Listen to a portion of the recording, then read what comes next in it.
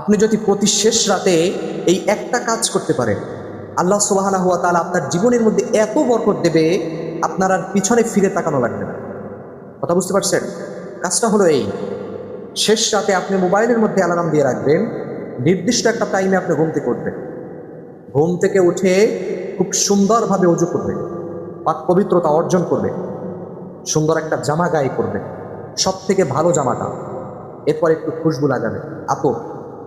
এরপরে একটা তাসবিহ হাতে নেবেন, জায়নামাজ নেবেন, জায়নামাজ বিছিয়ে আপনার জায়নামাজের মধ্যে বসে 2 রাকাত তাহাজ্জুদের নামাজ পড়বেন।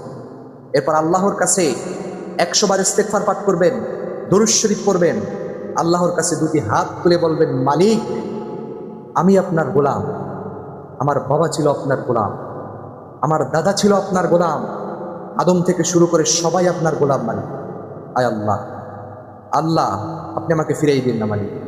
আমি জানি আমি অনেক গুনাহ করেছি, আমার মতো গুনাহগার আর কেউ নেই, আমার মতো নাফরমান আর কেউ নেই মালিক। আয় আল্লাহ আমি আপনার রাসূলের উম্মত, আয় আল্লাহ আমি আপনার প্রিয় একজন বান্দা, আপনি আমাকে খুবই মহব্বত করে বানিয়েছেন মালিক। আয় আল্লাহ আপনি আমাকে মাফ করে দেন, আল্লাহ আপনি আমার জীবনের গুনাহ খাতাগুলো মাফ করে দেন, আয় আল্লাহ আপনি আমাকে মাফ করে দেন। 2টা চোখের পানি ফেলে আল্লাহর কাছে বলেন।